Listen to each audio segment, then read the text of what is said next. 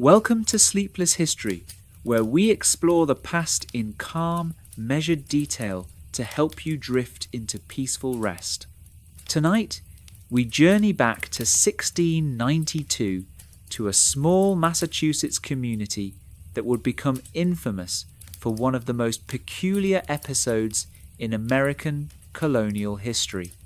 This is the story of the Salem Witch Trials, told slowly and thoroughly, so you can let your mind wander through the details of daily life, legal proceedings, and the social fabric of 17th century New England. Before we begin our exploration of the trials themselves, it is important to understand the world in which they occurred. The Massachusetts Bay Colony in 1692 was vastly different from the America we know today. Let us start by painting a picture of what daily life looked like in this time and place, so we can better understand how such extraordinary events could unfold. If you enjoy tonight's story, please don't forget to like the video and subscribe. It helps the channel more than you may think. Part 1. Daily life in 17th century Massachusetts. The Massachusetts Bay Colony in the late 1600s was a harsh and demanding place to live. Most families rose before dawn when the first light began to creep over the horizon. There were no alarm clocks, no electricity, no running water.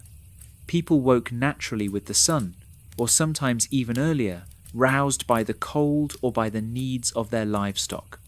A typical home in Salem Village was a wooden structure, usually consisting of 1 or 2 rooms. The central feature of any home was the hearth, which provided both heat and a place to cook. These fireplaces were massive by modern standards, often taking up an entire wall of the main room. Families would gather around the fire in the evening, as it was the only source of light and warmth once the sun went down. The day began with chores.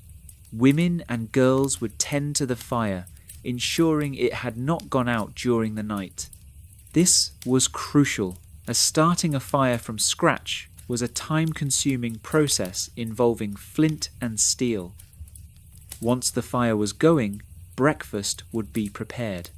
This meal was typically simple, perhaps consisting of porridge made from cornmeal or bread left over from the previous day, sometimes softened in milk or cider.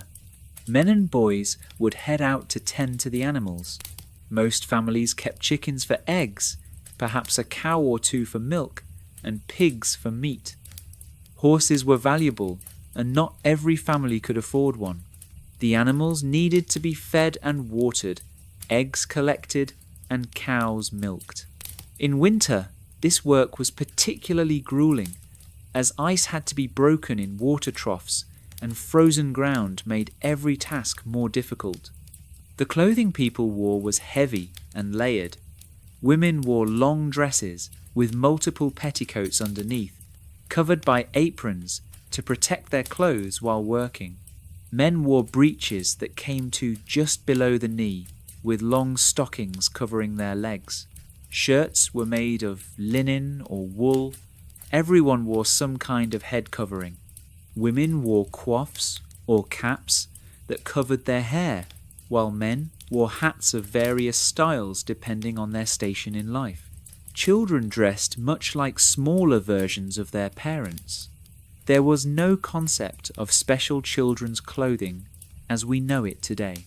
Boys wore dresses until they were around 6 or 7 years old, at which point they were breeched and began wearing breeches like their fathers. This transition was considered an important milestone. The work of running a household was endless and labor-intensive. Water had to be carried from wells or streams. There were no faucets to turn on. Every drop of water used for cooking, cleaning, or washing had to be hauled by hand. often in heavy wooden buckets. Laundry was an all-day affair that happened perhaps once a week or even less frequently. Clothes were scrubbed by hand using lye soap that women made themselves from wood ash and animal fat. Food preparation took hours. There were no refrigerators, so food preservation was a constant concern. Meat was salted or smoked to keep it from spoiling. Vegetables were pickled or stored in root cellars. In autumn, families worked frantically to preserve as much food as possible to last through the long winter months. Apples were dried or made into cider. Pumpkins and squashes were stored in cool, dry places. Corn was ground into meal using hand-operated mills or taken to a communal mill powered by water or wind. Baking bread was a regular task that required skill and patience. Women would mix flour, water, salt, and a leavening agent, knead the dough thoroughly, let it rise, and then bake it in the fireplace oven. The temperature had to be judged by experience. There were no thermometers. A loaf of bread might take several hours from start to finish. Education in Salem village was rudimentary and informal. There was no public school system as we would recognize it today. Children who learned to read usually did so at home, taught by their mothers or fathers if the parents themselves were literate. The primary textbook was the Bible. Some families could afford to hire tutors for their children, or children might attend a dame school where a local woman would teach basic reading and writing to a small group of students in her home. Boys might learn a trade by becoming apprentices, moving into the home of a craftsman to learn skills like carpentry, blacksmithing, or cobbling. This apprenticeship could last for several years, during which time the boy would work in exchange for room, board, and instruction. Girls learned household skills from their mothers: spinning, weaving, sewing, cooking, food preservation, soap making, candle making, and all the other tasks required to maintain a household. Religion permeated every aspect of life in the Massachusetts Bay Colony. The Puritans, who had settled this region, came seeking the freedom to practice their particular form of Protestant Christianity without interference. They believed in a stern and demanding God who required constant vigilance against sin. The Sabbath, which ran from sundown Saturday to sundown Sunday, was strictly observed.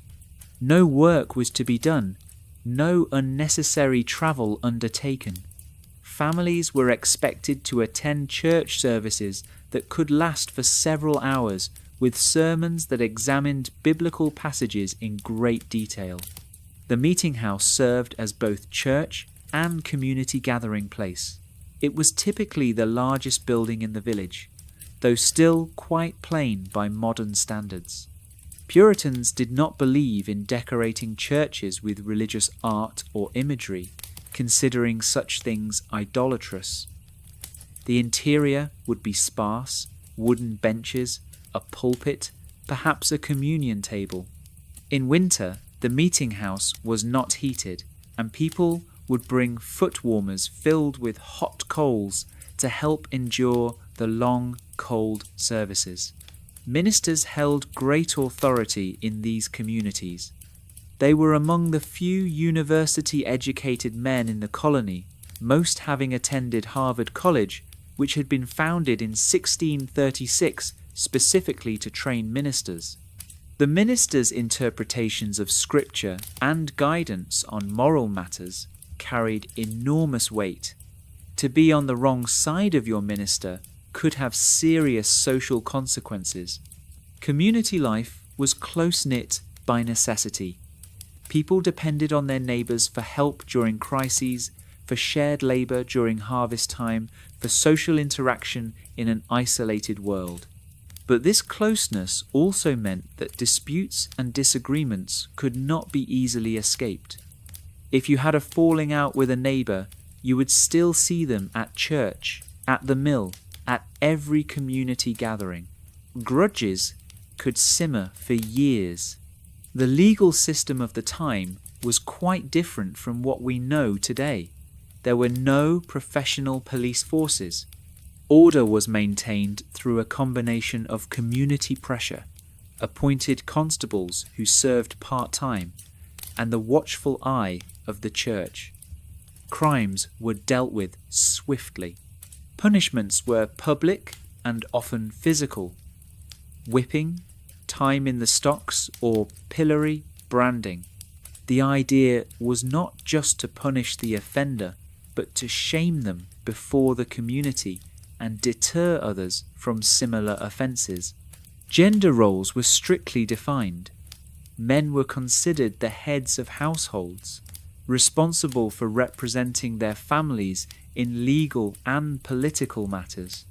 Women could not vote, could not own property if married, and were expected to be obedient to their husbands. A woman's sphere was the home and family. However, within that sphere, women wielded considerable authority, and their work was essential to survival. Widows, particularly wealthy widows, could possess a degree of independence unusual for women of that era, which sometimes made them objects of suspicion or resentment. The concept of childhood was different then as well. Children were seen as small adults who needed to be trained in proper behaviour and work habits. The idea of childhood as a carefree time of play and education would not emerge for many more generations. By the time children were 7 or 8 years old, they were expected to contribute meaningfully to the household economy. Childhood mortality was high. Many families lost children to disease, accident, or the complications of a harsh life. This constant proximity to death shaped people's worldview in profound ways. Medical care was primitive by modern standards. There were few formally trained doctors in the colonies. Most medical care was provided by family members or local healers who had learned their craft through experience and oral tradition. Treatments were based on a humoral theory of medicine inherited from ancient Greece, which held that disease was caused by imbalances in the body's 4 humours: blood, phlegm, yellow bile, and black bile. Bloodletting was a common treatment for a variety of ailments, as was purging through induced vomiting or diarrhea. Midwives attended most births. Childbirth was dangerous, with both maternal and infant mortality rates that would be considered horrific today. Women faced each pregnancy knowing there was a real possibility that neither they nor their child would survive. Family size was large, partly because children were an economic asset in an agricultural society, and partly because high child mortality meant that having many children was necessary to ensure some would survive to adulthood. Diseases that are now easily treatable with antibiotics could be death sentences. Smallpox swept through communities periodically, leaving the survivors scarred and sometimes blind. Tuberculosis, then called consumption, wasted its victims slowly over months or years. Influenza, measles, whooping cough, and dysentery all claimed lives regularly. When someone fell ill, there was little that could be done beyond keeping them comfortable and praying. The spiritual life of the community was intertwined with the physical. Illness, misfortune, or disaster could be interpreted as divine punishment for sin, or as the work of the devil and his servants. The Puritans believed that the invisible world of spirits, angels, and demons was very real and very close. The devil was not an abstract concept, but a living force actively working to corrupt souls and destroy the community of the faithful. This belief in an active spiritual realm extended to the concept of witchcraft. The idea that certain individuals could make bargains with the devil in exchange for supernatural powers was widely accepted in 17th century New England, just as it was in Europe. Witchcraft was considered both a sin and a crime, a betrayal of God and community. It was taken very seriously. With this understanding of daily life in Salem Village in 1692, we can now turn to the events that would transform this small community into a byword for injustice and mass hysteria. Part 2. The beginnings of the Salem Witch Trials. Salem Village in 1692 was not a happy place. Today, we might call it a community in crisis. The village, which is now the town of Danvers, Massachusetts, was locked in a bitter dispute with the larger Salem town over taxes, governance, and control of its own church. This was more than just a political disagreement. In a society where church and state were deeply intertwined, questions about religious authority were questions about community identity and autonomy. The village had only recently been allowed to have its own church, separate from Salem town. But there were problems. The congregation could not seem to keep a minister. Several had come and gone amid disputes over salary, firewood allotments, and other matters both petty and profound. By 1692, the Reverend Samuel Parris had been serving as the village minister for about 3 years, but he was not universally popular. Some villagers resented his demands for higher pay and for the deed to the parsonage to be transferred to him personally. These disputes broke along family lines. The wealthier families who lived closer to Salem town and who benefited from trade and commerce tended to oppose the village's push for independence. The farming families who lived farther from town and who felt economically marginalized tended to support independence and to back Reverend Parris. This split would play an important role in the witchcraft accusations that were about to begin. In January of 1692, 2 young girls in Reverend Parris's household began exhibiting strange behavior. Betty Parris, the minister's 9-year-old daughter, and Abigail Williams, his 11-year-old niece, started having fits. They would scream, throw things, contort their bodies into odd positions, and complain of feeling pinched and pricked by invisible forces. They would sometimes crawl under furniture or into corners, making strange sounds. They seemed unable to concentrate on their prayers or scripture readings, being distracted by these invisible torments. Reverend Parris called in the local doctor, William Griggs, to examine the girls. Griggs could find no physical cause for their symptoms. Having exhausted his medical knowledge, he offered what must have seemed the only remaining explanation. The girls were under the influence of witchcraft. In the worldview of the time, this diagnosis was entirely reasonable. If natural causes could be ruled out, then supernatural causes must be responsible. The fits did not remain confined to the Parris household. Other young women and girls in the village began displaying similar symptoms. Ann Putnam Jr., who was 12 years old, began having fits. Elizabeth Hubbard, who was 17 and worked as a servant in the house of Dr. Griggs, also began experiencing afflictions. Mercy Lewis, 17, a servant in the household of Thomas Putnam, joined them. Mary Walcott, also 17, the daughter of a prominent village family, began having fits as well. Soon, there were about 7 or 8 young women and girls experiencing these mysterious afflictions. The adults in the community were deeply troubled. Their daughters and nieces and servants were clearly suffering, and the cause seemed to be supernatural. Reverend Parris led prayer services seeking God's intervention. Neighbouring ministers were consulted.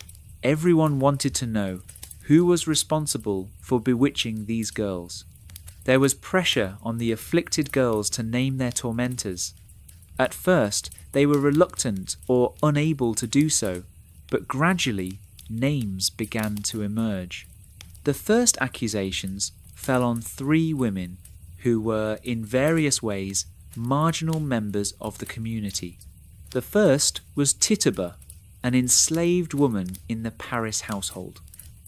Tituba and her husband, John Indian, had been brought to Massachusetts from Barbados when Reverend Parris lived there as a merchant before becoming a minister. Tituba's exact ethnicity is unclear from historical records. She may have been indigenous Caribbean, African, or of mixed heritage. What is clear is that she was enslaved, powerless, and from a different culture, making her an easy target for suspicion. The second was Sarah Good, a homeless woman who begged from door to door. Sarah Good had fallen on hard times. Her first husband had died leaving debts, her second husband was poor, and they had lost what little property they had. Sarah Good would go from house to house asking for food or shelter, and she had a reputation for muttering angrily when she was turned away. In a society that valued respectability and industry, Sarah Good represented failure and was seen as a threat to social order. The third was Sarah Osborne, an elderly woman who had caused scandal by marrying one of her indentured servants after her first husband died. She had also been involved in a legal dispute over her first husband's estate, attempting to keep it from passing to her sons as custom dictated. She rarely attended church services, claiming illness, which was itself suspicious in a society where church attendance was mandatory. Like Sarah Good, Sarah Osborne was a woman who did not conform to expected behaviour. On February 29th, 1692, warrants were issued for the arrest of these 3 women. They were to be examined on charges of witchcraft. This examination took place on March 1st in the Salem Village Meeting House, and it set the pattern for all the examinations and trials that would follow. The magistrates who conducted the examination were John Hathorne and Jonathan Corwin, both from Salem town. Hathorne would prove to be particularly zealous in his pursuit of witches. He approached the accused not with an open mind seeking to determine guilt or innocence, but with the assumption that they were guilty and the goal of extracting a confession. His questions were leading and his tone was accusatory. The examinations were public events. The meeting house was packed with villagers who had come to see the accused witches confront their victims.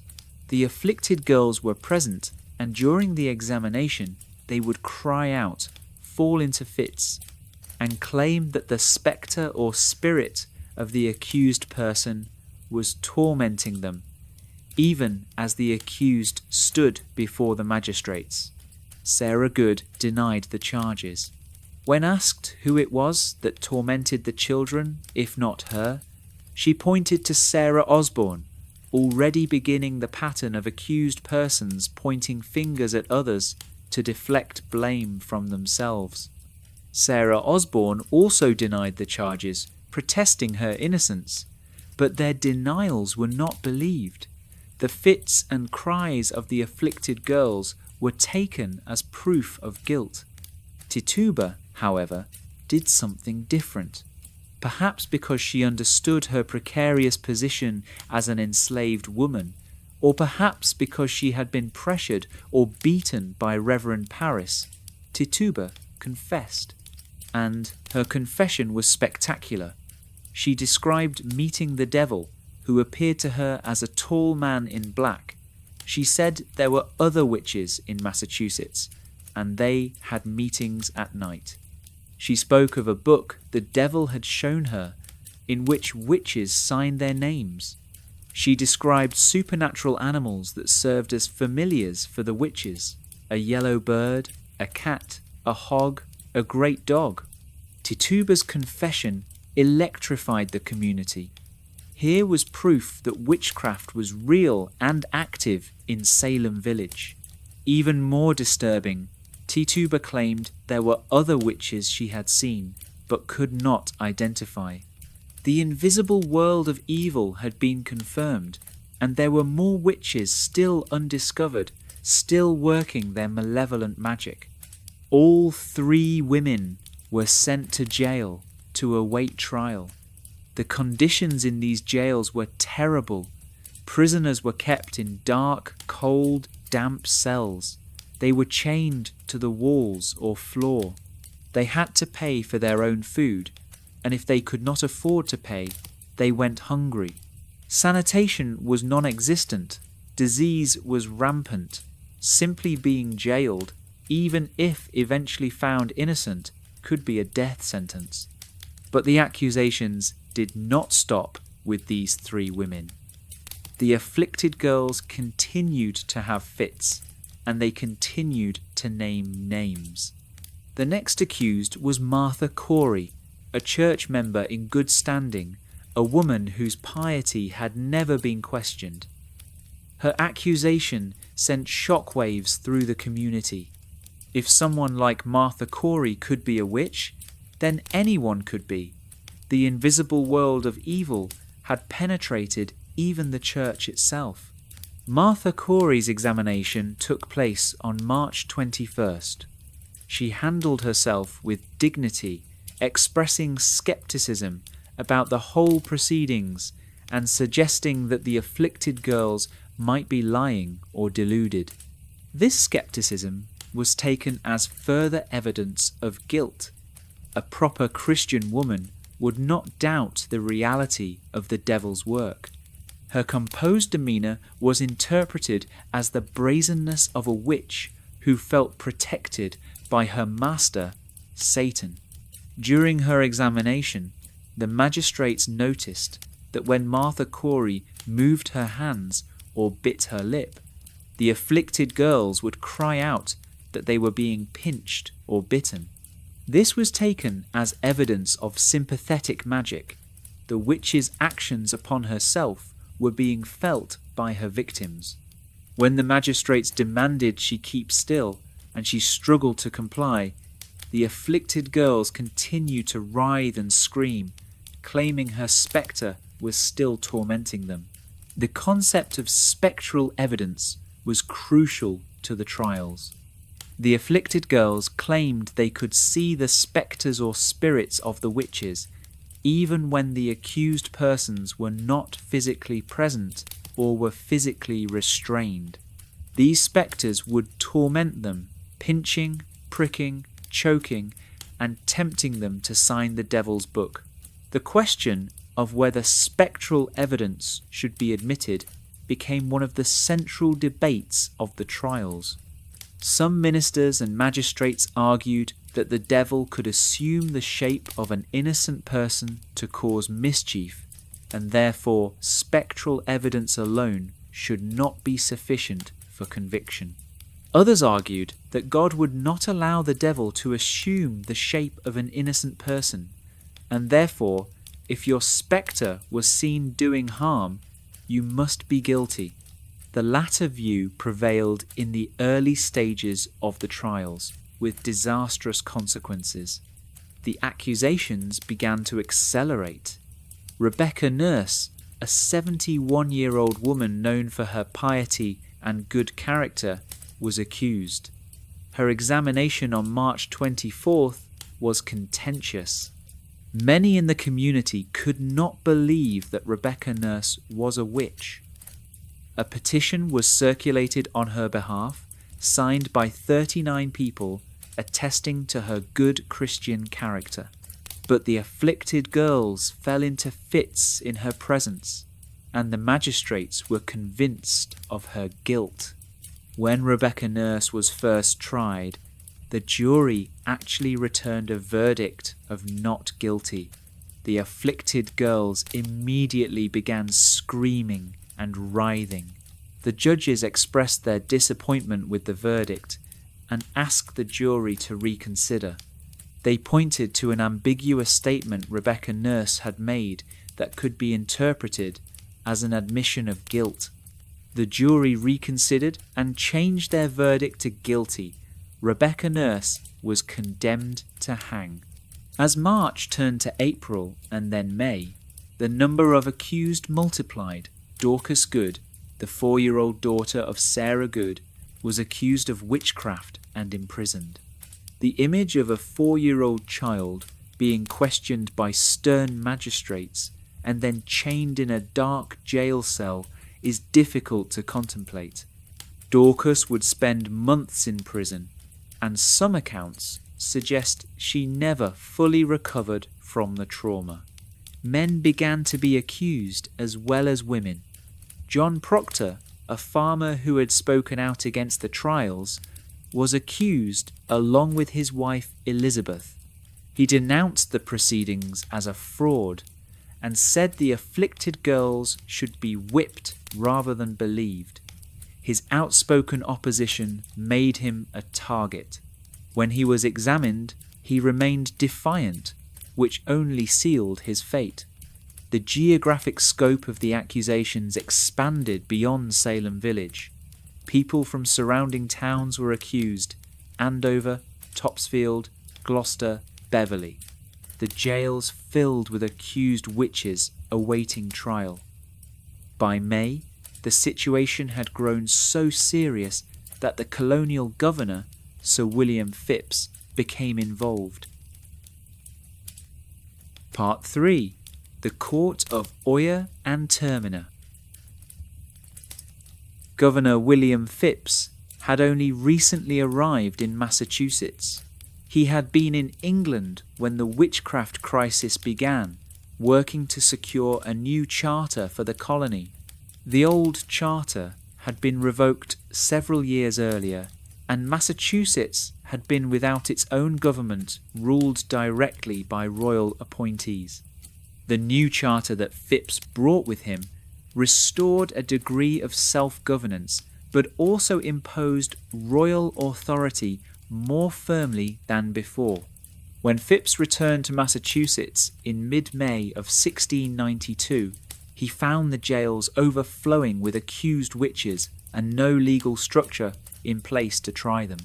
The old colonial courts had ceased to function with the revocation of the charter, and the new charter courts had not yet been established. Phipps needed to act quickly to resolve the crisis. On May 27, 1692, Governor Phipps established a special Court of Oyer and Terminer. The name comes from Anglo-Norman French, meaning to hear and to determine. It was a temporary court with the specific purpose of hearing and deciding the witchcraft cases. Phipps appointed 7 judges to this court. The Chief Justice was William Stoughton, the Lieutenant Governor of the colony. Stoughton would prove to be as zealous and uncompromising as Magistrate Hathorne had been in the preliminary examinations. The other judges were Nathaniel Saltonstall, Bartholomew Gedney, Samuel Sewell, John Richards, Waitstill Winthrop, and Peter Sargent. These were all prominent men of the colony, most of them merchants or landowners, some with military experience. They were not lawyers in the modern sense. Legal education, as we know it, did not exist in the colonies. They were educated men of affairs who were expected to use their judgment and knowledge of English common law to administer justice. The first session of the Court of Oyer and Terminer convened on June 2nd, 1692 in Salem town. The first person to be tried was Bridget Bishop. Bridget Bishop was an easy target for witchcraft accusations. She had been accused of witchcraft years earlier, though those charges had not resulted in prosecution. She ran a tavern, which made her suspect in the eyes of strict Puritans who disapproved of drinking and revelry. She dressed in a manner considered flashy, wearing a red bodice that attracted attention and disapproval. She had been married 3 times, and there were rumours of her having quarrelled with her husbands. She had a sharp tongue and did not suffer fools gladly. The evidence against Bridget Bishop included spectral evidence from the afflicted girls, but also other testimony. Workers doing repairs on her house claimed they had found poppets, small cloth dolls stuck with pins, hidden in the walls. In the folklore of the time, such poppets were used in sympathetic magic to cause harm to the person the doll represented. Several men testified that they had suffered mysterious illnesses or accidents after quarrelling with her. One man claimed she had appeared to him as a spectre in his bedroom at night, an accusation that carried sexual overtones and was particularly damaging. Bridget Bishop denied all charges. She maintained her innocence throughout, but the court found her guilty. Just 8 days after her trial, on June 10th, 1692, Bridget Bishop was hanged on a rocky outcropping outside Salem town that came to be known as Gallows Hill. Bridget Bishop's execution was the first, but it would not be the last. However, her death did give some people pause. Nathaniel Saltonstall, one of the judges, was so troubled by the proceedings that he resigned from the court. He was replaced by Jonathan Corwin, one of the original examining magistrates. The judges and ministers of Massachusetts were aware that the trials were controversial. They sought guidance on how to proceed. A group of Boston ministers, led by Cotton Mather, one of the most prominent clergymen in the colony, prepared a document known as the Return of Several Ministers.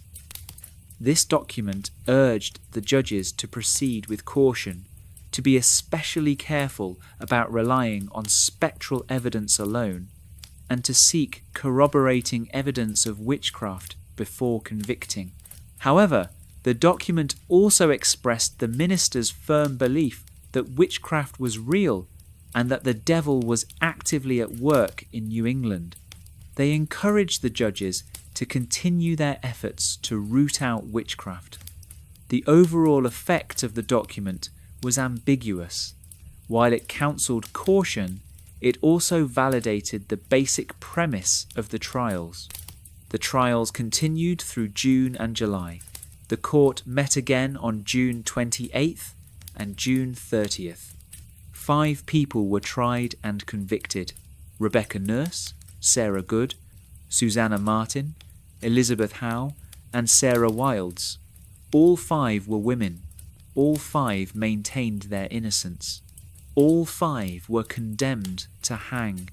Rebecca Nurse's conviction was particularly controversial given her age, her piety, and the petition that had been submitted on her behalf. Sarah Good's conviction was perhaps less surprising given her marginal status, but her defiance in the face of death was remarkable. When Reverend Nicholas Noyes urged her to confess on the scaffold, she replied, "You are a liar. I am no more a witch than you are a wizard, and if you take away my life, God will give you blood to drink." This was remembered as a curse, and years later when Noyes died of a hemorrhage, people recalled Sarah Good's words. On July 19th, 1692, these 5 women were taken by cart to Gallows Hill. They were hanged. Hanging in the 17th century was not the quick death by broken neck that would be engineered by later hangmen with careful attention to drops and weights. These were short drop hangings where the condemned were essentially strangled to death, a process that could take several agonizing minutes. Their bodies were buried in shallow graves on the hill. Their families were not allowed to give them proper Christian burials. The trials continued in August. 6 more people were convicted and executed on August 19th. They were George Burroughs, John Proctor, John Willard, George Jacobs Sr., and Martha Carrier. Also executed that day was Elizabeth Proctor, the wife of John Proctor, though her execution was postponed because she was pregnant. The authorities would not execute a pregnant woman, as that would mean killing an innocent unborn child.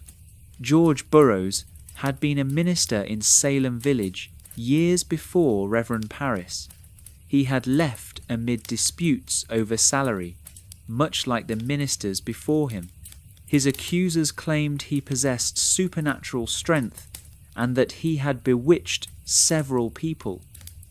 At his trial, spectral evidence was used against him, with the afflicted girls claiming his spectre tormented them.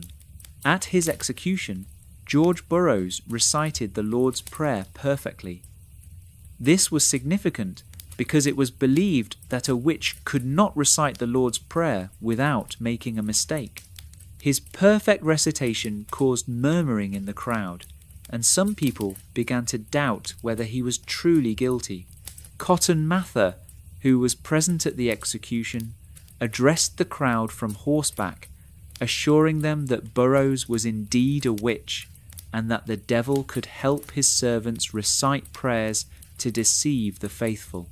John Proctor had been a vocal critic of the trials, which made him a target.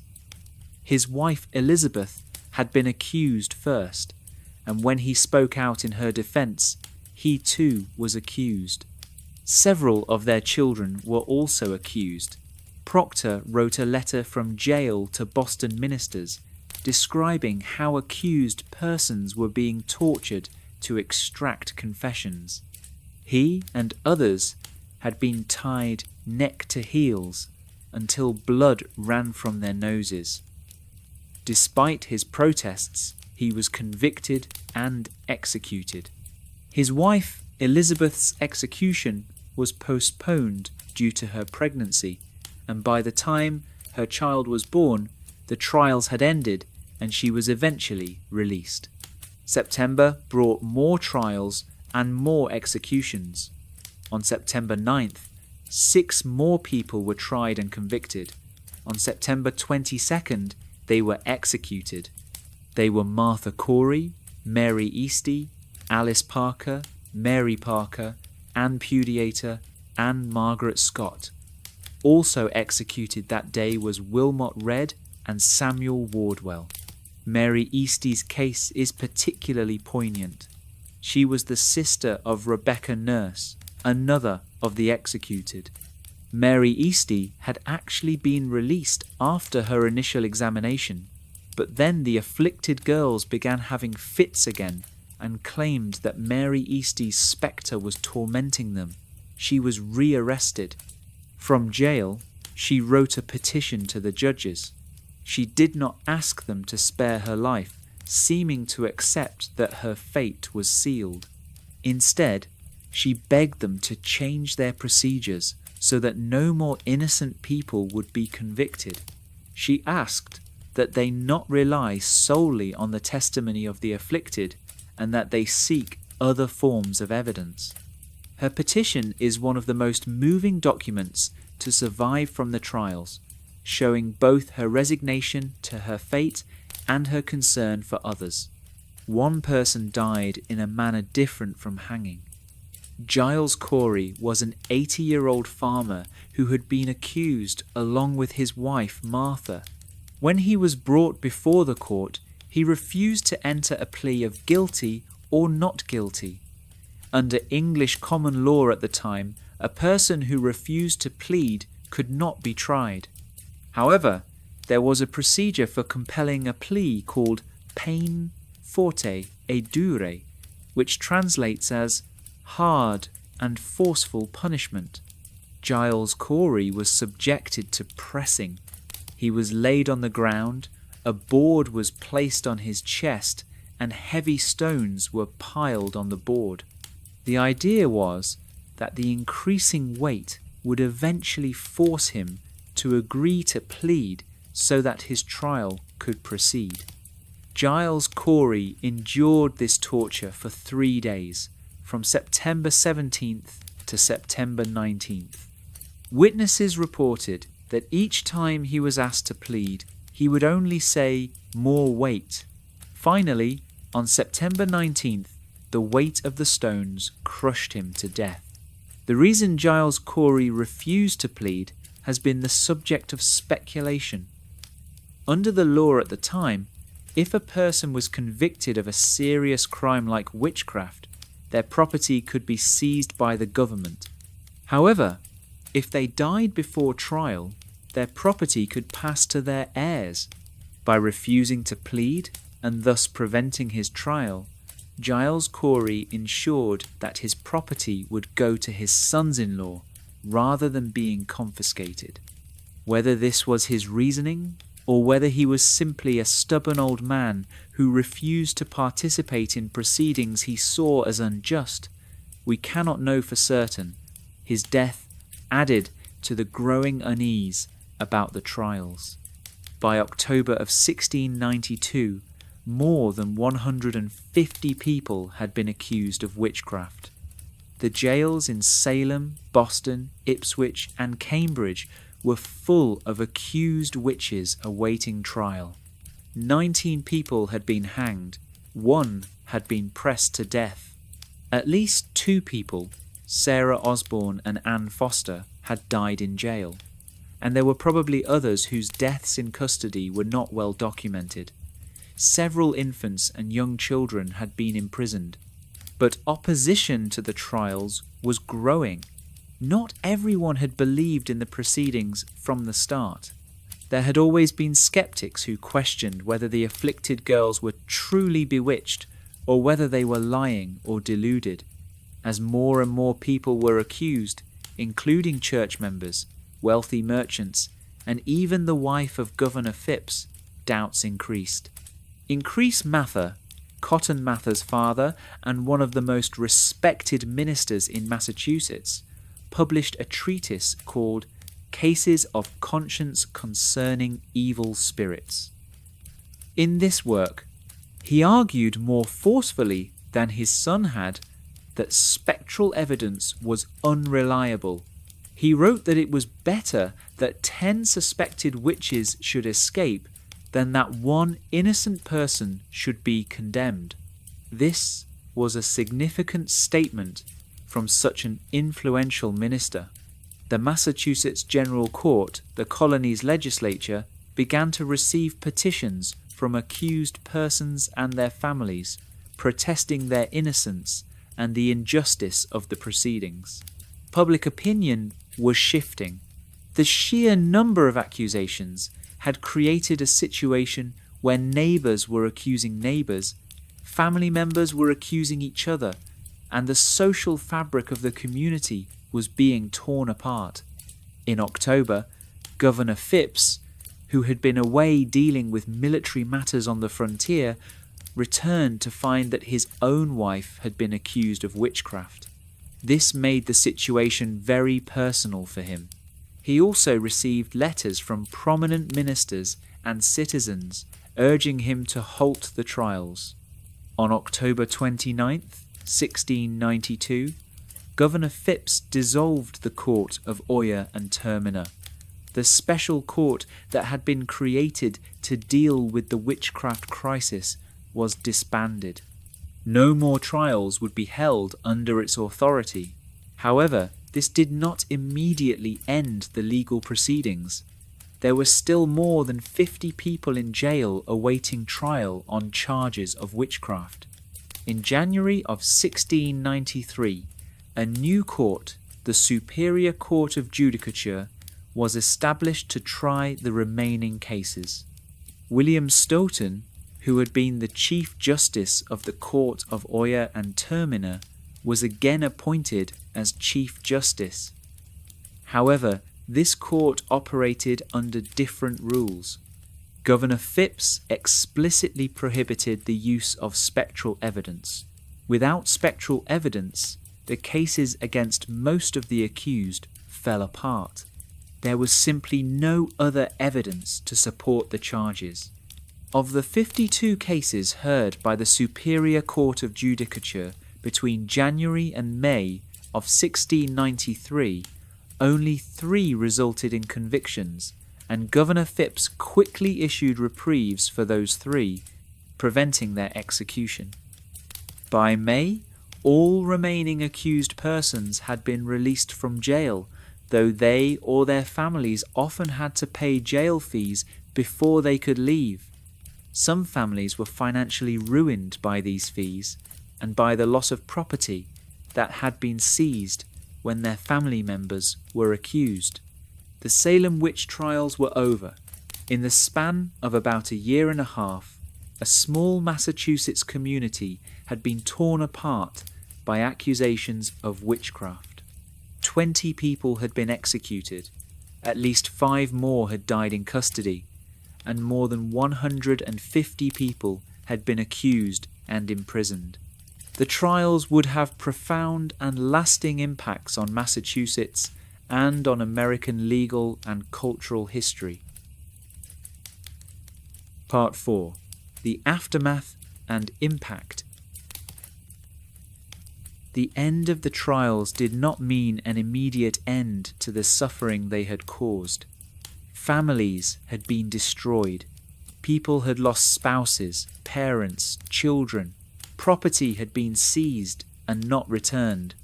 Those who had been imprisoned bore physical and psychological scars. Reputations had been destroyed. Being accused of witchcraft, even if you were never convicted or were eventually exonerated, carried a stigma. People who had confessed to witchcraft in order to save their lives now had to live with having publicly admitted to a crime they had not committed. Those who had maintained their innocence and been convicted were executed. But what did that say about the justice system? If they were innocent, as they claimed, then the courts had murdered innocent people. The community was divided between those who had been accusers and those who had been accused, between those who had supported the trials and those who had opposed them. These divisions ran deep and lasted for years. Families were split. Friendships were ended. The social cohesion that had been essential to survival in the harsh New England environment was badly damaged. In the years immediately following the trials, there was little public acknowledgement that anything wrong had been done. The judges and magistrates who had presided over the trials did not immediately admit error. Most continued in their positions of authority. William Stoughton, the chief judge, never expressed any regret for his role in the trials. He continued to serve as lieutenant governor and later as acting governor of Massachusetts. However, some individuals did come to express remorse. In 1697, 5 years after the trials, the Massachusetts General Court declared a day of fasting and repentance for the tragedy of the witch trials. Samuel Sewell, one of the judges of the Court of Oyer and Terminer, stood up in church on that day and had a statement read aloud in which he took blame for his role in the trials and asked for God's forgiveness. This was a remarkable act of public contrition, especially for someone in his position. Sewell was the only judge to publicly apologize. Also, in 1697, 12 of the jurors who had convicted people in the witch trials signed a statement expressing remorse. They wrote that they now realized they had been wrong, that they regretted their decisions, and that they feared they bore guilt for the deaths of innocent people. They asked for forgiveness from God and from their community.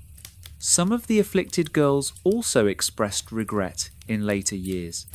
Ann Putnam Jr., who had been one of the most active accusers, made a public confession in 1706, 14 years after the trials.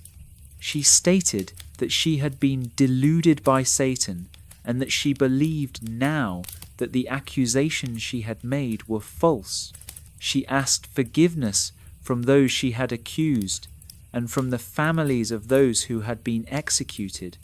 Whether her delusion had been genuine or whether she had been lying from the start and was now trying to clear her conscience remains a matter of debate among historians. The financial impact of the trials was significant. Many families had been impoverished by the loss of property and by the jail fees they had been forced to pay. In 1711, the colony passed a bill to restore the rights and reputations of those who had been convicted and to provide some compensation to their families. 22 people, or their heirs, received financial compensation, though the amounts were often less than the actual losses they had suffered. The bill also reversed the attainders, meaning that the legal stain of conviction was removed from the names of those who had been executed. However, not everyone who had been accused was included in this rehabilitation. Some families never received compensation. Some names were not cleared. The process of healing was slow and incomplete. The causes of the Salem Witch Trials have been debated by historians for generations. Why did this happen? Why in Salem Village? Why in 1692? There is no single answer, but rather a confluence of factors that created the conditions for the tragedy. One factor was the genuine belief in witchcraft that prevailed in the 17th century. This was not unique to Massachusetts or even to America. Witch trials had occurred in Europe for centuries, with tens of thousands of people, mostly women, executed for witchcraft. The Protestant Reformation and Catholic Counter-Reformation had both intensified concerns about the devil's influence. The Puritans who settled Massachusetts brought with them a worldview in which the devil was a real and active threat. Another factor was the strain and stress of life in the colony. The 1680s and early 1690s had been difficult years. There had been wars with Native American tribes on the frontier, known as King William's War, which brought violence and refugees fleeing destroyed settlements. There had been political upheaval with the loss and then restoration of the colonial charter. There was economic strain as the population grew and land became scarcer. There was religious anxiety about the perceived decline in piety among the younger generation. Salem Village specifically was a community divided against itself. The disputes between the village and Salem town, and the internal divisions within the village itself, created an atmosphere of suspicion and resentment. People who were frustrated about their economic or social position could channel that frustration into accusations of witchcraft. The role of the afflicted girls is complex. Were they lying? Were they deluded? Were they experiencing some genuine medical or psychological condition? Historians have proposed various theories. Some have suggested ergot poisoning from contaminated rye bread, which can cause hallucinations and convulsions. Others have pointed to the possibility of encephalitis or epilepsy. Some have argued that the girls were engaging in fraud, either for attention or to harm people they disliked. Still, others have suggested that the girls may have started with something relatively innocent, perhaps experimenting with fortune-telling, and then found themselves trapped in a situation that spiraled out of control. It is worth noting that most of the afflicted girls were adolescents or young women. In Puritan society, young women had very little power or agency. They were expected to be obedient, quiet, and subordinate. The afflictions and the subsequent role as witnesses in court gave these girls a kind of power and attention they would never normally have had. Their testimony could send adults to the gallows. People hung on their every word. This reversal of normal power dynamics may have been intoxicating. The legal procedures used in the trials were deeply flawed. The reliance on spectral evidence was the most obvious problem, but there were others. The accused were not allowed legal representation. They were not allowed to present witnesses on their behalf in most cases. The examinations and trials were conducted with the presumption of guilt. Once accused, it was nearly impossible to clear oneself. The only sure way to avoid execution was to confess, but confessing meant branding oneself as a witch for life. The question of why confessors were not executed while those who maintained their innocence were is interesting. The stated reason was that those who confessed had shown repentance and could potentially be saved, while those who denied their guilt were still in league with the devil and beyond redemption. However, the practical effect was perverse. The system created an incentive to lie. If you were innocent and said so, you would likely be hanged. If you were innocent but lied and said you were guilty, you might live. Tituba, the first to confess, was never tried and was eventually released from jail when someone paid her jail fees. Dozens of others who confessed were also eventually released without trial.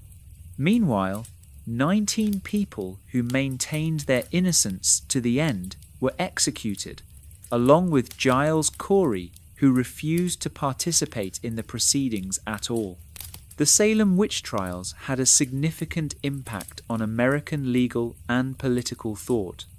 The trials became an example of what could go wrong when fear overrides reason, when accusations are not properly investigated, when the rights of the accused are not protected. The trials became a cautionary tale. In the years and decades following the trials, American colonists and then American citizens became increasingly protective of legal rights. The right to legal representation, the right to confront one's accusers, the presumption of innocence until proven guilty, the requirement of evidence beyond a reasonable doubt. These principles, which we now take for granted in the American legal system, were shaped in part by the memory of Salem. The trials also influenced American thinking about the relationship between church and state. The Massachusetts Bay Colony had been a theocracy where religious and civil authority were intertwined. The witch trials showed the dangers of allowing religious fervor to dictate legal proceedings. In the decades after the trials, Massachusetts and other colonies gradually moved toward a greater separation of church and state, a process that would culminate in the First Amendment to the United States Constitution, guaranteeing religious freedom and prohibiting the establishment of a state religion. The cultural impact of the Salem Witch Trials has been enormous. The trials have been the subject of countless books, plays, movies, and academic studies. Arthur Miller's play The Crucible, written in 1953, used the Salem trials as an allegory for the anti-communist investigations of the McCarthy era showing how accusations of witchcraft paralleled accusations of communist sympathies. Both involved accusations that were difficult to disprove. Both relied heavily on testimony by accusers. Both created an atmosphere of fear where being accused was almost tantamount to being guilty. The phrase witch hunt has entered the English language as a metaphor for a campaign of persecution based on unfounded accusations. When someone says they are the victim of a witch hunt, they are invoking the memory of Salem, claiming that they are being unjustly pursued by people making baseless charges. The trials have also become a symbol of the dangers of mass hysteria, of what can happen when a community allows fear and superstition to override reason and justice. Psychologists and sociologists study the Salem trials as an example of group psychology, moral panic, and the power of authority figures to shape belief. In Massachusetts itself, the memory of the trials has been preserved in various ways. The town of Salem has embraced its witch trial history, though sometimes in ways that critics find exploitative or sensationalized. There are museums, tours, and memorials. In 1992, on the 300th anniversary of the trials, a memorial was dedicated to the victims. It consists of 20 stone benches, one for each of the people executed, surrounding a grassy area. The benches are inscribed with the victims' names and the dates and means of their execution. It is a place for quiet reflection on a tragedy.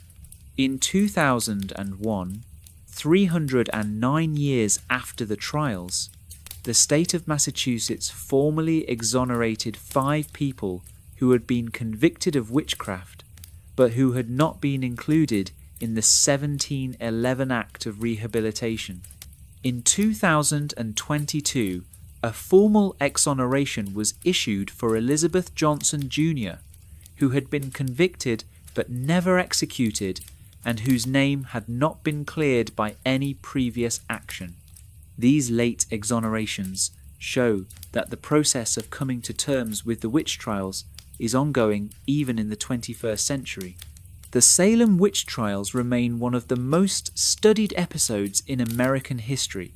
They raise fundamental questions about justice, about belief, about community, about power, and about human nature.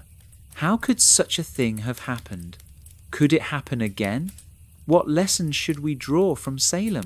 These questions do not have easy answers, but the asking of them is important. The trials remind us that even well-meaning people, even educated people, even people who consider themselves rational and civilized, can be caught up in fear and can commit terrible injustices. The trials remind us to question authority, to demand evidence, to protect the rights of the accused, and to be wary of our own capacity for cruelty when we are afraid. Part 5. The people behind the events. To truly understand the Salem witch trials, it helps to look more closely at some of the individuals involved. These were real people with real lives, not just names in history books. Their stories help us see the human dimension of the tragedy.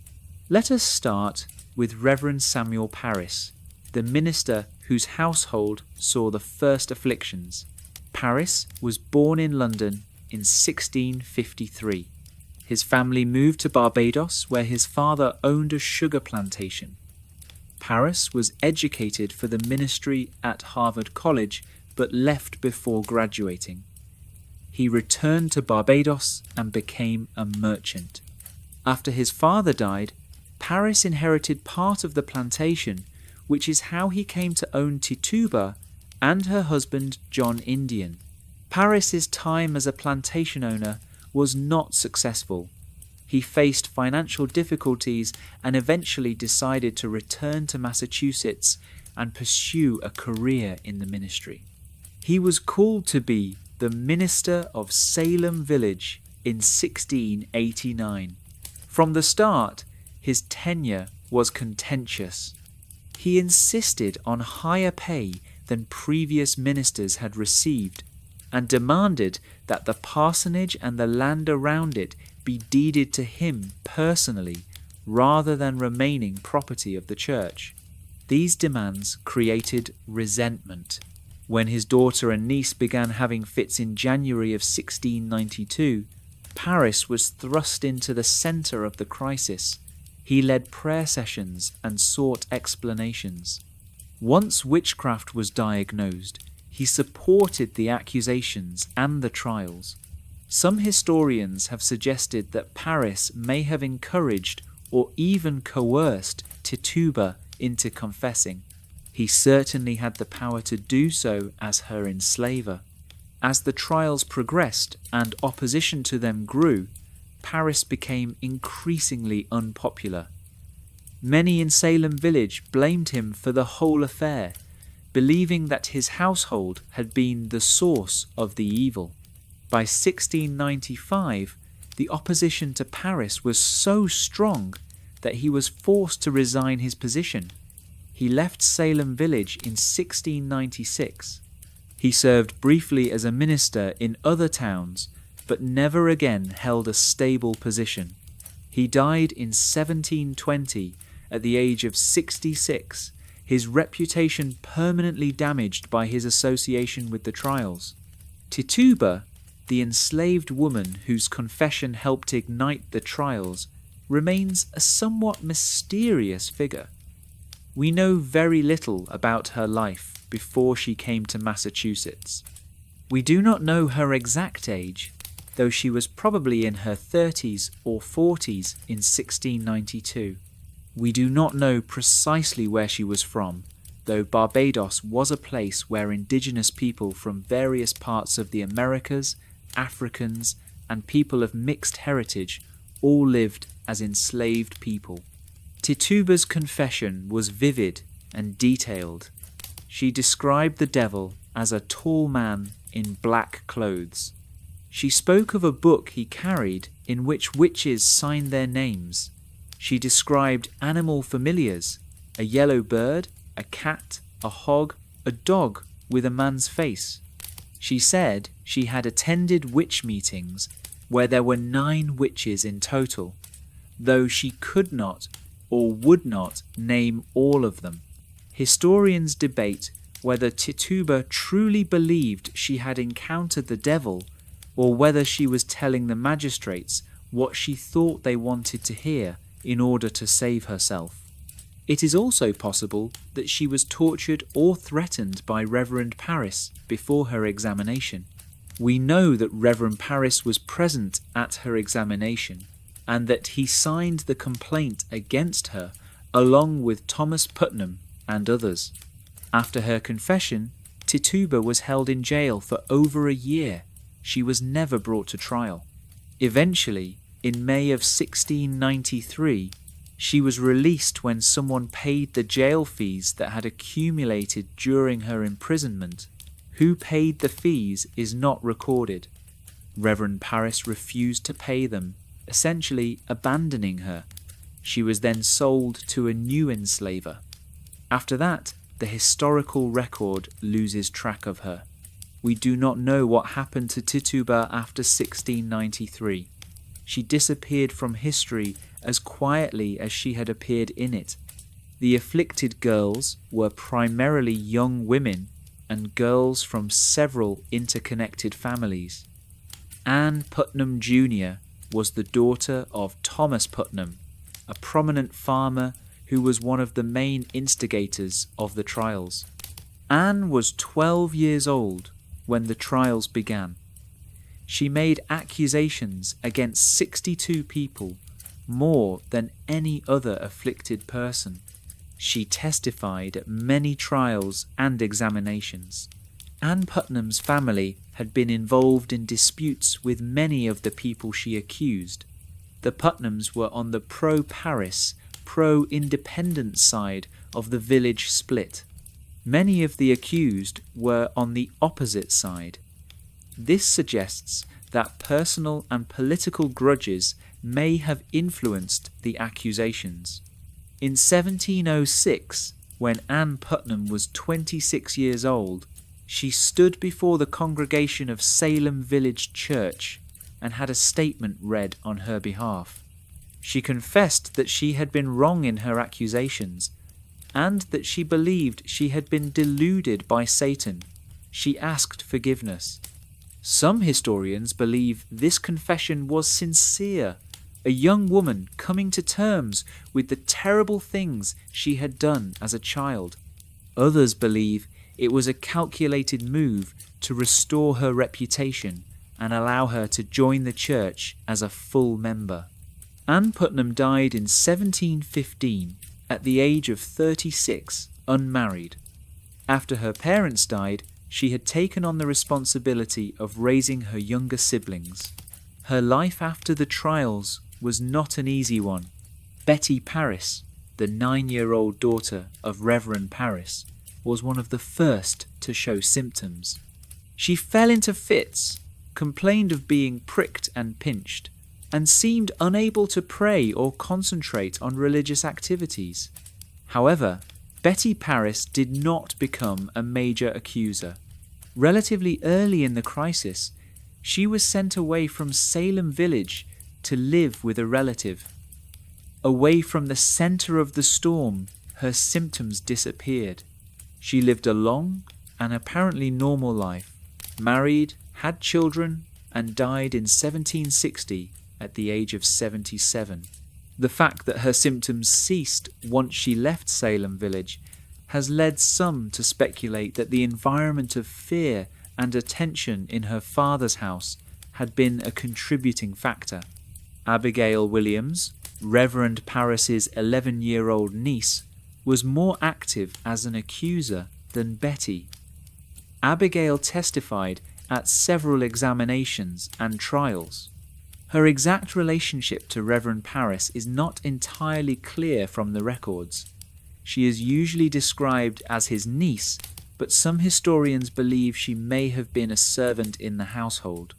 After the trials ended, Abigail Williams disappeared from the historical record. We do not know what happened to her, whether she married, when she died, or how she lived with her role in the trials. On the other side of the crisis were the accused and the executed. Rebecca Nurse, as we have discussed, was a 71-year-old woman of previously unblemished reputation. She was hard of hearing, which sometimes caused her to give confused answers during her examination. Her large extended family was well respected. The petition signed on her behalf by 39 people was a testament to how many people could not believe she was a witch. Rebecca Nurse was a member of a family that had been involved in land disputes with the Putnam family. This may have been a factor in her accusation. Her sisters, Mary Easty and Sarah Cloyce, were also accused. Mary Easty was executed. Sarah Cloyce was imprisoned but eventually released. The Nurse family never accepted the verdict against Rebecca. After her execution, some of her relatives secretly took her body from the unmarked grave on Gallows Hill and buried her on the family property. They marked the grave with a simple stone. In later years, a more elaborate monument was erected. The Nurse homestead still stands today and is maintained as a museum. George Burroughs, the former minister, was 42 years old when he was executed. He had left Salem Village years before the trials amid disputes with the congregation. He had moved to Maine, which was then part of Massachusetts, and was serving as a minister there when he was arrested and brought back to Salem for trial. The accusations against Burroughs were particularly lurid. He was accused of being the ringleader of the witches, a kind of wizard who presided over their meetings. The afflicted girls claimed that his spectre tormented them. and that he tried to force them to sign the devil's book.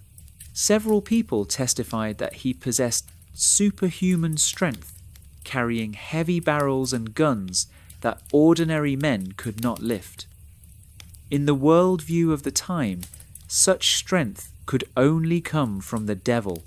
Burroughs' execution was especially controversial because of his recitation of the Lord's Prayer on the scaffold. The crowd was moved by this, and there was a moment when it seemed possible they might prevent the execution. But Cotton Mather's intervention, reminding the crowd that the devil could enable his servants to deceive, quelled the uprising. Burroughs was hanged. John Proctor was a successful farmer and tavern keeper in his 60s. He was known for his outspoken nature and his skepticism about the trials. When his servant Mary Warren was among the afflicted girls, Proctor threatened to beat her and said he would beat all the afflicted girls if he had his way. This outspoken opposition made him a target. Proctor's wife Elizabeth was accused first. When John Proctor spoke out in her defence, he too was accused. Their daughter Sarah was accused. Eventually, 5 members of the Proctor household were arrested. John Proctor's attempts to fight the charges, including writing letters to prominent ministers in Boston, describing how confessions were being extracted through torture, were unsuccessful. John Proctor was hanged on August 19th, 1692. His wife Elizabeth's life was spared because she was pregnant. By the time her child was born in January of 1693, the trials had ended and she was released. She lived until 1727, remarried, and spent years trying to restore her family's property, which had been seized after the convictions. The judges and magistrates who conducted the trials were men of standing in the community. William Staunton, the Chief Justice, was born in England in 1631, but had been brought to Massachusetts as a child. He was educated at Harvard and then at Oxford University in England. He was a trained minister, though he never served as one, instead pursuing a career in politics and government. Staunton was known as a stern, unbending man. He was absolutely convinced of the reality of the witchcraft threat and showed no mercy to the accused. He was frustrated when Governor Phipps dissolved the court of Oyer and Terminer, and when the use of spectral evidence was prohibited in the subsequent trials. When the Superior Court of Judicature began acquitting accused persons in early 1693, Staunton reportedly left the bench in anger. Despite his role in the trials, Staunton continued to hold high office. He served as lieutenant governor and acting governor at various times. He never expressed any regret for his actions during the trials. He died in 1701, unrepentant. He left money in his will to Harvard College, and Stoughton Hall at Harvard is named after him, a reminder of how prominent figures can be honoured even when their actions are later recognised as unjust. Samuel Sewall, another of the judges, stands in contrast to Stoughton. Sewall was born in England in 1652 and came to Massachusetts as a child. He was educated at Harvard and became a successful merchant and public official. He served as a judge in both the Court of Oyer and Terminer and the Superior Court of Judicature. Sewall kept a detailed diary throughout his life, which has been an invaluable source for historians. In his diary, we can see his thoughts and feelings about the trials. At the time, he seemed convinced that the trials were necessary and just, but in the years afterward, he began to have doubts. In 1697, Sewall stood up in church and had a statement read in which he took responsibility for his role in the trials and asked for forgiveness. This was an extraordinary act of public repentance. Sewell was a prominent man, and admitting error was not easy. His public apology is one of the most significant documents of the aftermath of the trials. Sewell continued to serve as a judge and was eventually appointed Chief Justice of the Massachusetts Superior Court. He also became known as an early abolitionist, writing one of the first anti-slavery tracts published in America, The Selling of Joseph, in 1700. Samuel Sewell died in 1730, having lived long enough to see the trials recede into history and to have worked to atone for his role in them. Cotton Mather, the prominent minister, played a complex role in the trials. Mather was born in 1663, the son of Increase Mather, another prominent minister. Cotton Mather was a child prodigy, entering Harvard at age 12 and graduating at age 15. He became a minister in Boston and quickly established himself as a leading intellectual and spiritual figure in the colony. Mather believed strongly in the reality of witchcraft and the devil's active presence in New England. He had published a book called Memorable Providences relating to witchcrafts and possessions in 1689, describing a case of alleged demonic possession in Boston. This book was widely read and may have influenced the thinking of people in Salem Village. When the Salem trials began, Mather was consulted by the judges. He wrote The Return of Several Ministers, which counselled caution but also validated the prosecution of witches. He attended the execution of George Burroughs and defended the court's actions when the crowd was moved by Burroughs's recitation of the Lord's Prayer. After the trials, Mather wrote a book called The Wonders of the Invisible World, which defended the trials and argued that they had been necessary. However, Mather also seems to have had some doubts. In his diary, he expressed concern about the use of spectral evidence and about the large number of accusations. Mather never fully recanted his support for the trials, but he also never again advocated for witch trials and seemed to recognize that mistakes had been made. Cotton Mather went on to have a long and influential career. He was a prolific writer, publishing hundreds of books and pamphlets on topics ranging from theology to science. He was an early supporter of smallpox inoculation, a pioneering public health measure.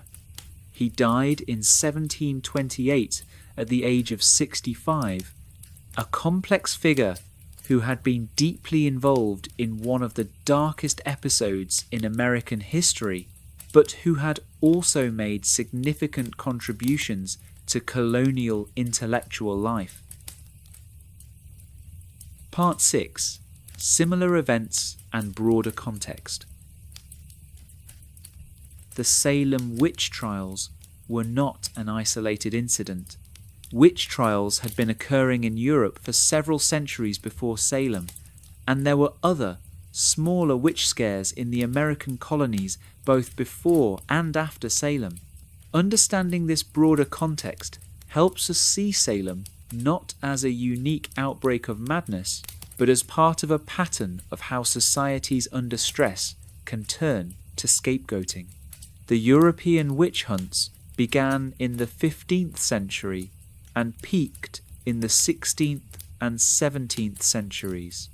Tens of thousands of people, by some estimates as many as 40,000 to 100,000, were executed for witchcraft in Europe during this period. The witch hunts occurred throughout Europe, but were particularly intense in the German states, Switzerland, France, and Scotland. The European witch hunts were often associated with periods of social stress, religious conflicts between Catholics and Protestants, wars, famines, plagues. When people could not understand or control the disasters befalling them, they looked for supernatural explanations. Witches became scapegoats, blamed for crop failures, livestock deaths, human illnesses, and all manner of misfortunes. The profile of a typical accused witch in Europe was similar to what we saw in Salem. Often a woman, often poor or otherwise marginal, often someone who had been involved in disputes with neighbours. The accusations often involved maleficium, the idea that the witch had used magical powers to cause harm. The witch might be accused of causing a neighbour's cow to die, or a child to fall ill, or beer to spoil. The procedures for trying witches in Europe were often even more brutal than what occurred in Salem. Torture was routinely used to extract confessions. The accused might be subjected to thumbscrews, the rack, or water torture. Once torture was applied, most people would confess to anything. Having confessed, they would be pressed to name other witches, spreading the accusations further. The execution methods in Europe also varied. In some places, witches were hanged, as in Salem. In others, they were burned at the stake. The idea behind burning was that fire purified, and that by burning the witch's body, you were destroying the vessel that had housed evil. These executions were public spectacles, meant to demonstrate the power of the authorities and the fate awaiting those who consorted with the devil. By the late 17th century, the European witch hunts were waning. Enlightenment ideas about reason and evidence were beginning to spread. Educated people were becoming skeptical of witchcraft accusations. Courts were becoming more reluctant to accept spectral evidence or confessions extracted under torture.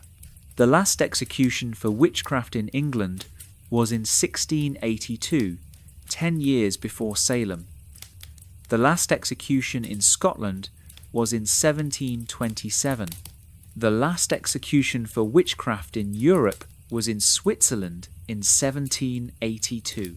The American colonies had experienced witch scares before Salem, though none as large or as deadly. There was a witch trial in Connecticut in 1647, where Alse Young was hanged, the first known execution for witchcraft in the American colonies. Connecticut had several other witch trials in the 1650s and 1660s, with about 9 or 10 executions total.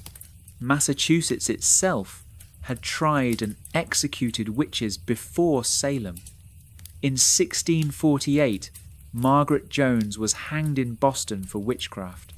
In 1656, Anne Hibbins, the widow of a prominent merchant, was hanged for witchcraft in Boston. Her case was controversial because of her social standing, much as the accusations against church members and wealthy individuals would be controversial in Salem decades later.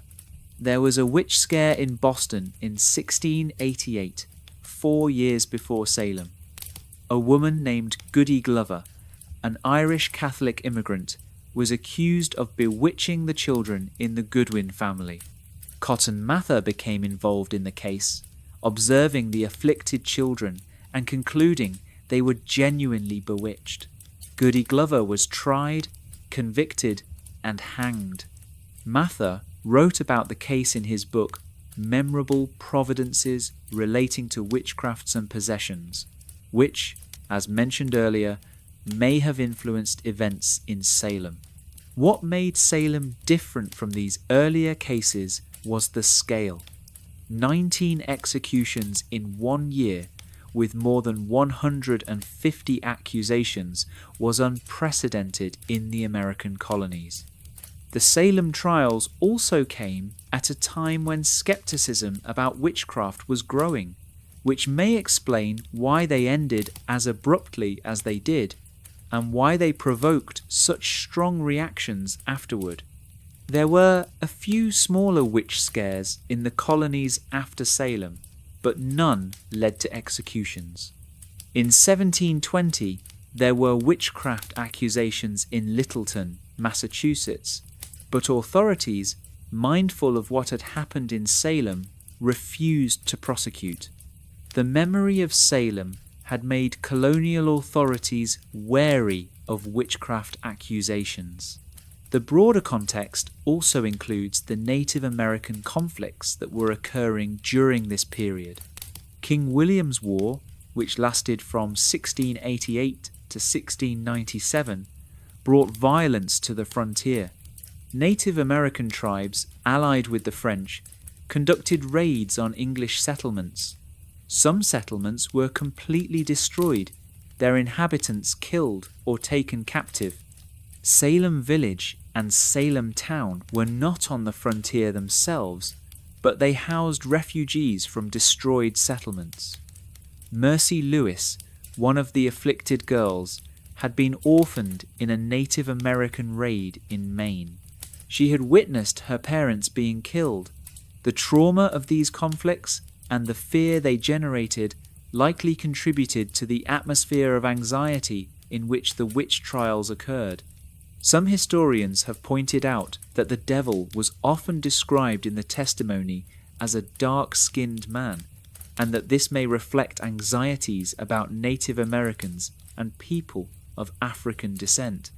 The frontier conflicts had heightened fears of the other, of those who were different and threatening. These fears may have been displaced onto accusations of witchcraft. The economic context is also important. New England in the late 17th century was experiencing significant changes. The population was growing, and land was becoming scarcer. The initial Puritan ideal of a society of rough equals was giving way to greater economic inequality. Merchants and traders were becoming wealthy while farmers struggled.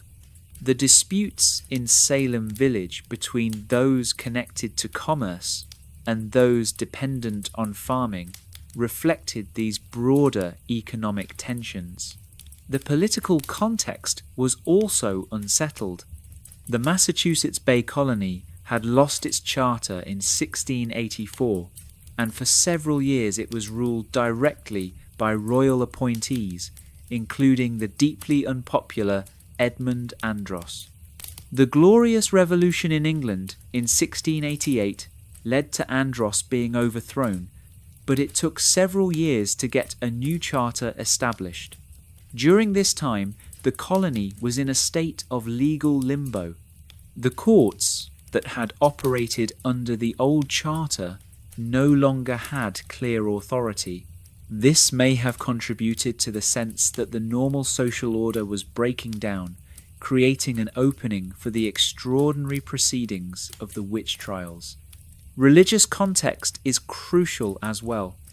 The Puritans had come to New England with a vision of creating a city upon a hill, a model Christian community that would show the world the right way to live. By the 1690s, that vision seemed to be fading. The younger generation was seen as less pious than their parents and grandparents. Church membership was declining. The worldliness and materialism that the Puritans had fled from in England seemed to be creeping into New England. Many Puritan ministers preached Jeremiads, sermons warning that God would punish New England for its sins. King William's War, with its death and destruction, could be seen as such a punishment. The witchcraft crisis could be interpreted as yet another sign of God's displeasure. Satan was attacking New England because New England had strayed from righteousness. The witch trials, from this perspective, were part of a desperate effort to purify the community and restore God's favour. However, it is important not to paint the Puritans as simply superstitious fanatics. Many Puritan ministers and magistrates were highly educated. They read theology, philosophy, and natural philosophy, what we would call science. They corresponded with European intellectuals. They were trying to apply reason and learning to the question of witchcraft. The problem was that they were operating within a worldview that took the supernatural for granted.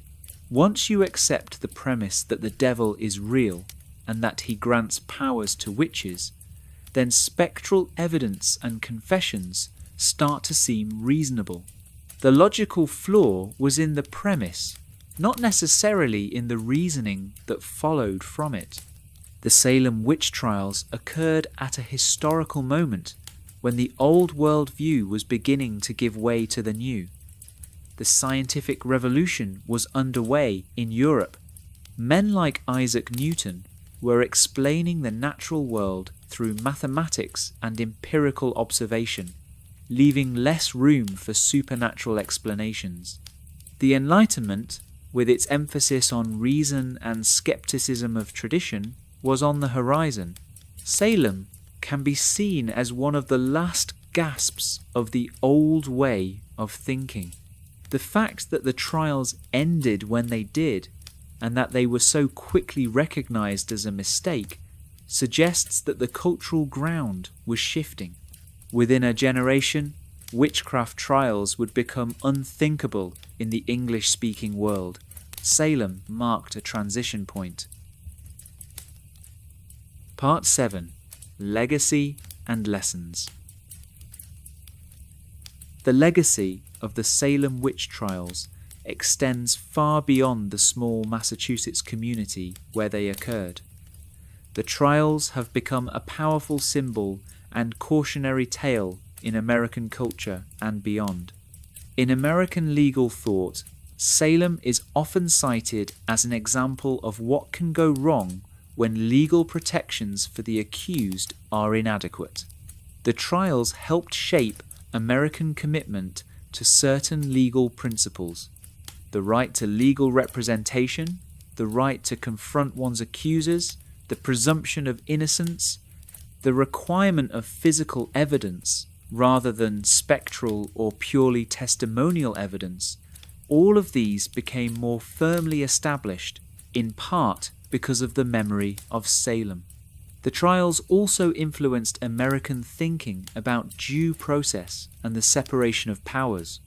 The fact that the trials were ended by an executive decision, Governor Phipps dissolving the court of Oyer and Terminer, raised questions about the proper relationship between the executive, legislative, and judicial branches of government.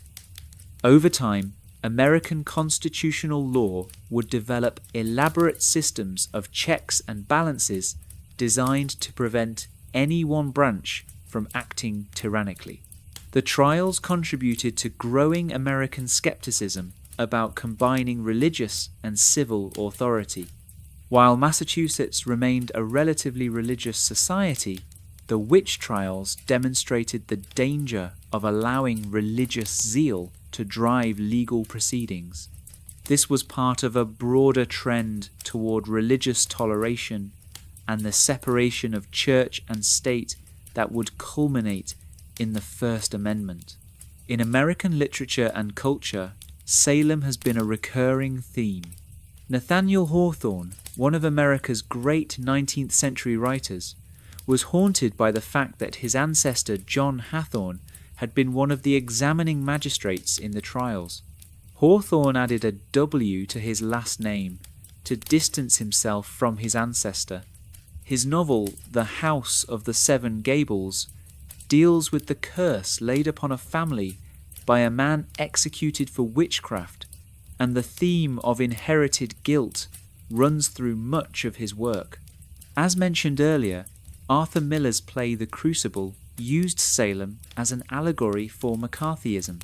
Miller himself was called before the House Un-American Activities Committee and asked to name people he knew to be communists, much as the accused in Salem were pressured to name other witches. Miller refused to name names, and his play makes clear the parallels between the two historical moments. The Crucible has been performed countless times since it was written and has been adapted into films and television productions. It is often studied in schools as both a work of literature and a historical text. For many people, Miller's play is their introduction to the Salem Witch Trials, shaping how they understand that history. The trials have been the subject of numerous other works of fiction and non-fiction, novels, short stories, films, television shows, and even musical compositions have taken Salem as their subject. Some treat the history seriously and try to understand what really happened. Others use Salem as a setting for horror stories or supernatural tales. The trials have become part of American mythology. Salem, Massachusetts itself has embraced its witch trial history, though in ways that some find troubling. The city is filled with witch-themed tourist attractions, shops selling witch-related merchandise, museums of varying quality and accuracy. Every October, particularly around Halloween, Salem becomes a major tourist destination, with hundreds of thousands of visitors coming to see the witch sites and participate in Halloween festivities. Critics argue that this commercialization trivializes the tragedy of the trials and dishonors the memory of those who died. Descendants of the victims have sometimes protested what they see as the exploitation of their ancestors' suffering. Others argue that keeping the memory alive, even in imperfect ways, is important, and that the tourist economy provides educational opportunities. There are more sober memorials as well.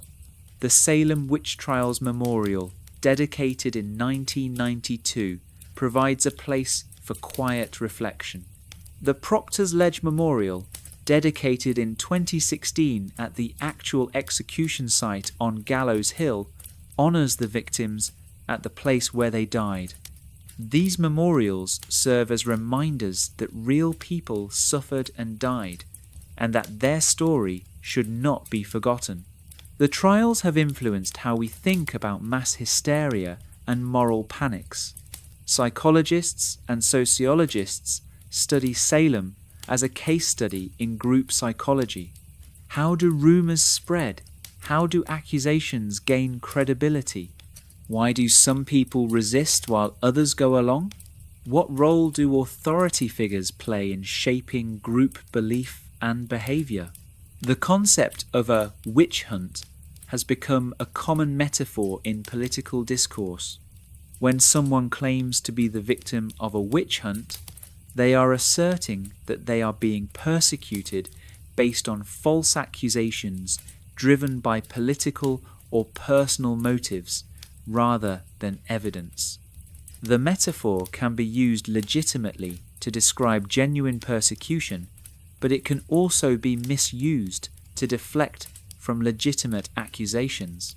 The prevalence of this metaphor shows how deeply Salem has entered our collective consciousness. The trials also raise questions about gender and power. The majority of the accused were women, and this was true in European witch hunts as well. Feminist scholars have examined why women were so disproportionately targeted. Some argue that witch hunts were a form of patriarchal control, targeting women who were seen as challenging male authority or who were outside male protection. Widows, for example, had a degree of economic independence that was unusual for women, and they were disproportionately accused. The afflicted girls, mostly young women, gained a temporary and terrible form of power through their accusations. They could send adults to the gallows with their testimony. In a society where young women normally had no voice or authority, this must have been both intoxicating and terrifying. Some historians see the trials as revealing tensions around gender roles and female agency in Puritan society. The trials also reveal patterns of scapegoating. When communities are under stress, they often look for someone to blame. The accused in Salem tended to be people who were already marginal or unpopular: the poor, the enslaved, those involved in disputes, those who didn't conform to social expectations. Scapegoating allows a community to externalize its problems, to blame outsiders or deviants rather than examining internal failures. This pattern has repeated throughout history. In times of plague, Jews were often scapegoated and massacred. In times of economic hardship, immigrants and minorities are often blamed. After disasters, rumors and false accusations proliferate. Salem reminds us to be vigilant against scapegoating and to question accusations, especially when they target those who are already vulnerable. The trials raise profound questions about truth and justice. How do we know what is true? What constitutes evidence? How much certainty do we need before we punish someone? These are not easy questions, and different societies and different legal systems have answered them differently. Salem teaches us that subjective testimony, especially when it cannot be verified or falsified, is dangerous ground on which to base serious accusations. The afflicted girls claimed to see spectres that no one else could see. How could anyone disprove such claims? If I say I see your spectre tormenting me and you deny it, who should be believed? Salem shows the danger of accepting accusations that cannot be objectively verified. Modern legal systems try to address this by requiring physical evidence, by allowing the accused to present a defense, by demanding that accusations be proven beyond a reasonable doubt. But even with these safeguards, mistakes happen. Innocent people are sometimes convicted. Salem reminds us that we must constantly work to improve our systems of justice and to protect the rights of the accused. The trials also raise questions about the relationship between individual and community. Puritan society was intensely communal. The welfare of the community was paramount, and individuals were expected to subordinate their own interests to the common good. This had positive aspects.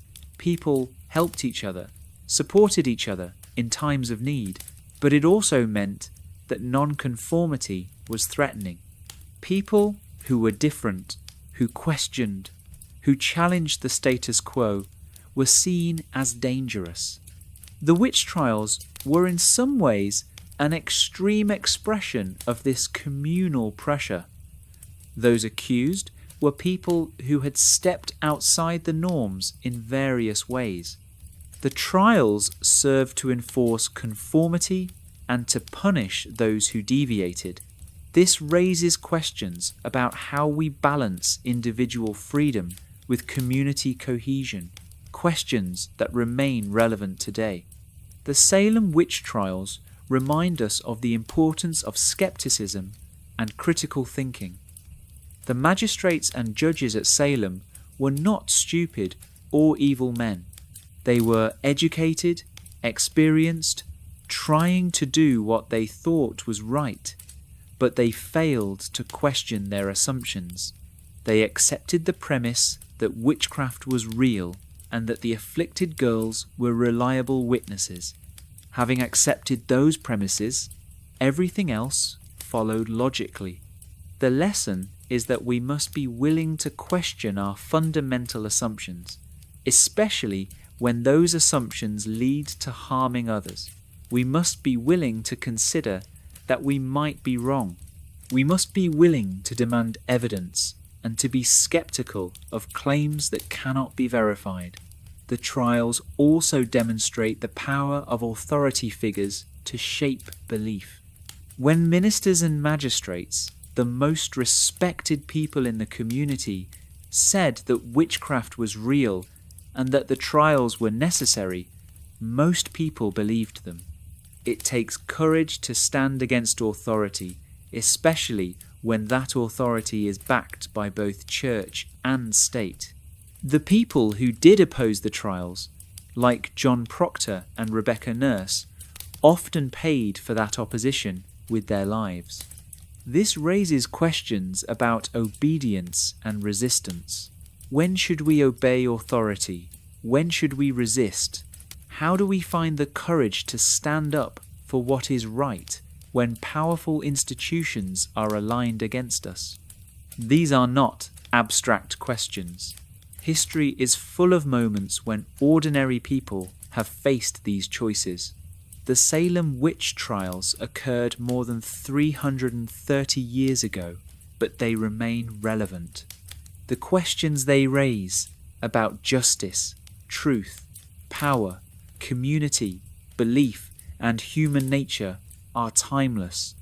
The trials serve as a warning about what can happen when fear overrides reason, when accusations replace evidence, when the rights of individuals are sacrificed to what is claimed to be the greater good.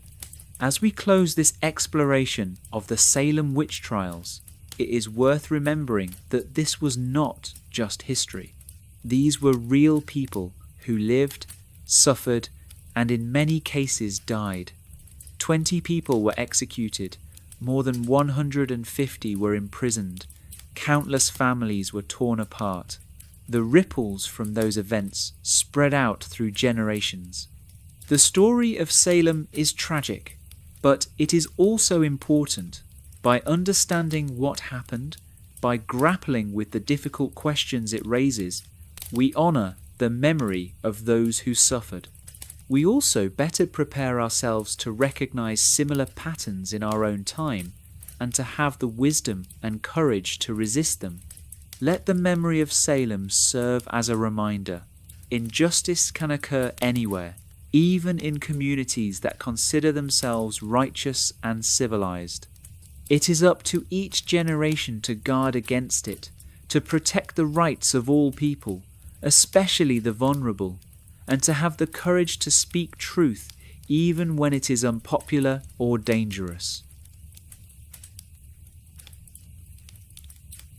As we come to the end of our long journey through the history of the Salem Witch Trials, we have explored the daily lives of the people of 17th century Massachusetts, the events of 1692 and 1693, the aftermath and the lasting impact of these tragic events.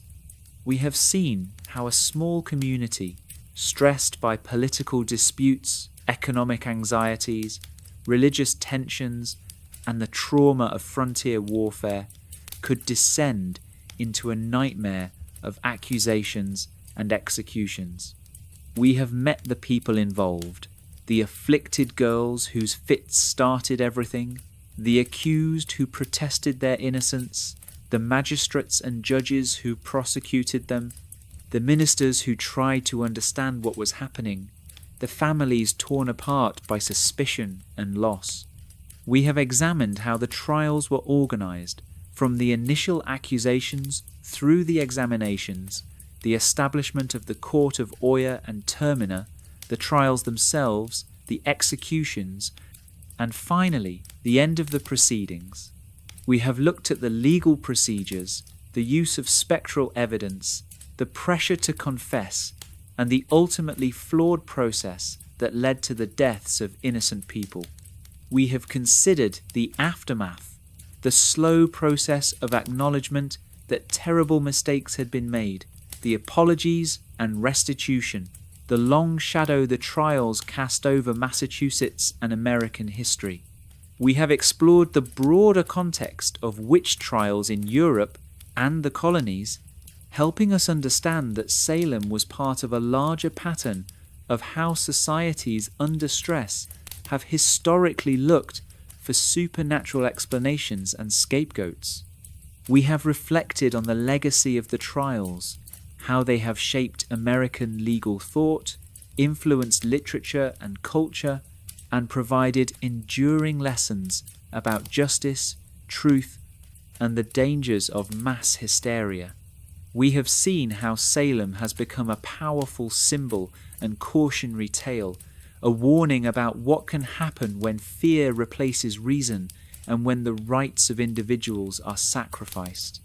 The Salem Witch Trials were a tragedy, but they are also a gift to us in the form of a lesson. They teach us to question, to demand evidence, to protect the rights of the accused, to be skeptical of claims that cannot be verified, to resist scapegoating, and to have the courage to stand up against injustice, even when it is difficult. As you drift towards sleep, let these stories settle gently in your mind.